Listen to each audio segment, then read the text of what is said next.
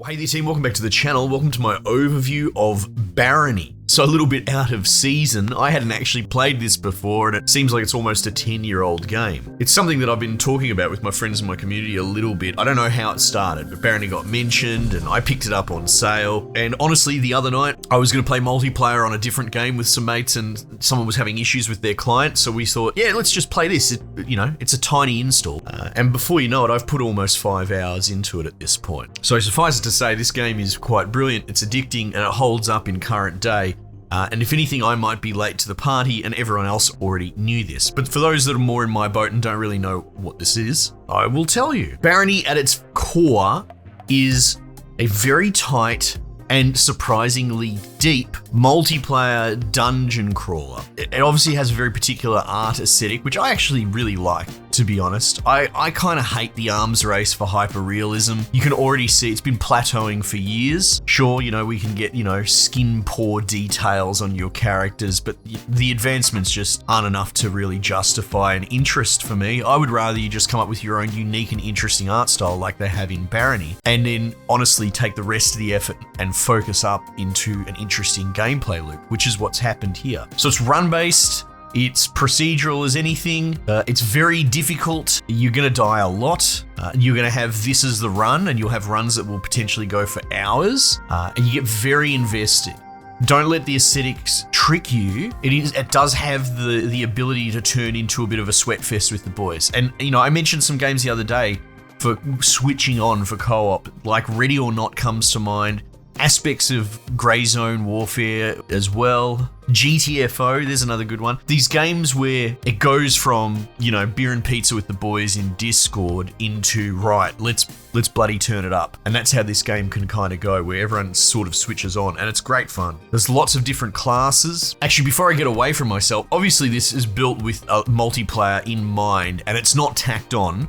But it also cuts both ways. I've played a chunk of it on my own. In fact, after my initial evening session with the boys, I kind of just booted it up in the afternoon and started doing some single player runs on my own, and it works quite fine single player. So don't let that deter you. If you're a bit of a lonely soul that doesn't have a stack of boys on the phone, this is actually really good solo. In fact, I would still highly recommend doing solo runs. But essentially, you pick out your class, and it's got some really good info around the survivability and the complexity of the classes. You could take Warrior, for example, is pretty straightforward, but starts with some good armor, good kit, good health as well, and you can sort of solo some of the more risky challenges at the lower early levels that others wouldn't stand a chance against. There are interactables that are a bit random, like fountains that you can drink from, and some of them will heal you or give you a bonus, and sometimes they'll spawn like a succubus, and that's a death sentence if you're solo and you're not a warrior,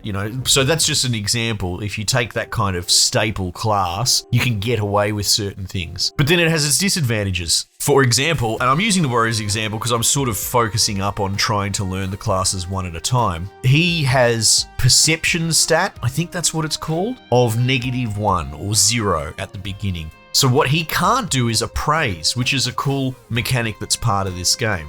Essentially, as you pick up gear, it is super old school dungeon crawling from my youth, right? We're going way back in time, where everything is unidentified and needs identifying. There's not really identify scrolls in this. There might be, but I don't even know if I've picked one up. There are a bunch of different scrolls that do different things, so I wouldn't be surprised, but the scroll pool seems to have 100 things in it. So if there is an identity scroll, it's not like, early Diablo and all that, where there were 2 types of scrolls, right? So what you have is your appraisal skill, which levels up, and I believe that's on the back of your perception. I might be getting confused on that, I apologize if I am, but the important takeaway is that some classes, like the merchant, have a huge appraisal skill, and that's their advantage, and some other classes like the warrior pretty much have null. And it's all dollar related, so if you pick up an unidentified $750 ring, you're not going to bloody appraise that, no time soon.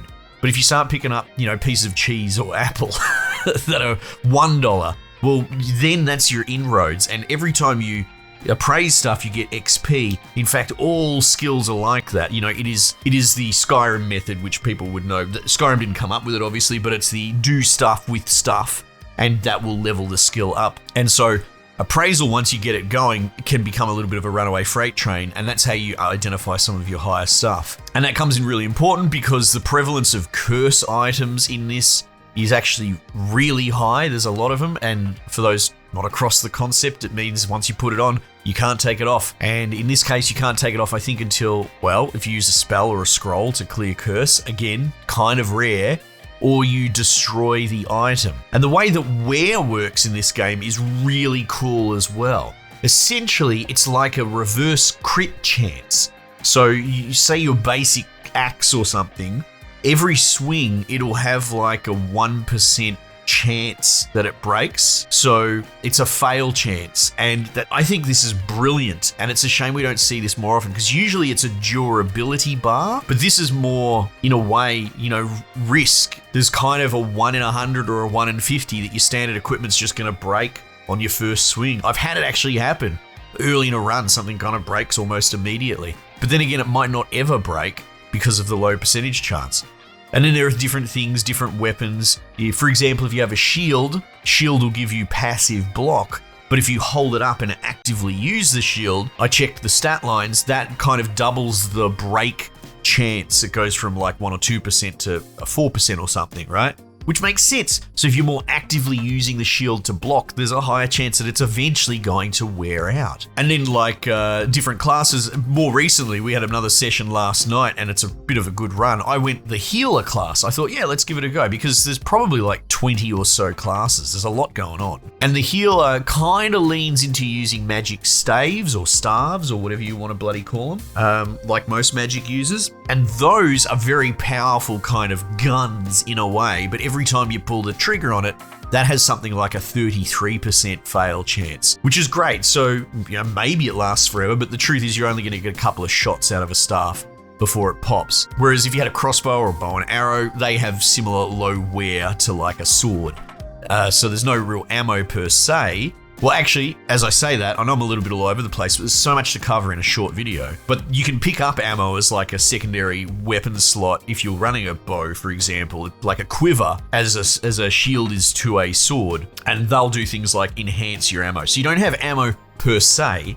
A quiver will turn a thing into poison arrows. The ammo is more representative in the wear of the bow. So you've got infinite ammo, but eventually it's probably going to break. And then you run around and there's lots of enemy variety. There's a really clever sort of not quite revive mechanic, because the problem with the permadeath roguelike run-based stuff is making it multiplayer becomes incredibly difficult. And essentially these dungeon levels, you have to find the exit and then you push down to the next level. If I were to die, I drop a little suitcase of my gear that my mates can pick up, and there's carry weight that slows you down, but it's a sealed case with all my shit in there, so you can just pick up their loot, their little loot item, and run to the next floor. And if you make it to the next floor, they respawn and you give them back the little loot suitcase, which, can cut both ways. If they die to something monstrous like a huge Minotaur monster or something like that, there might not be a chance to pick up their loot box. And so you just got to run to the next level, and they're going to have to try and come from behind and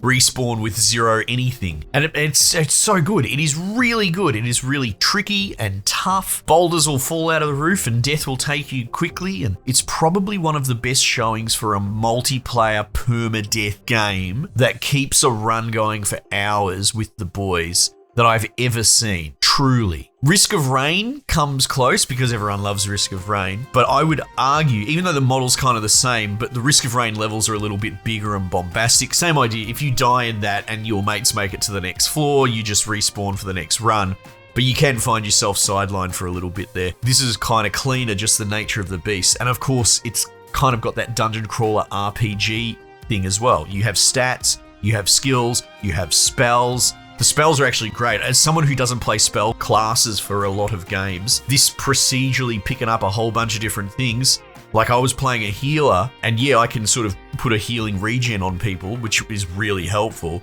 But like I've unlocked spells, some useless ones where I can lock doors, which, well, I suppose situational, I haven't really used it. I can make a light ball follow me around, that's pretty handy. I can turn into a fucking spider, which scared one of my dudes and he nearly killed me one point. I was screaming at him to stop stabbing me.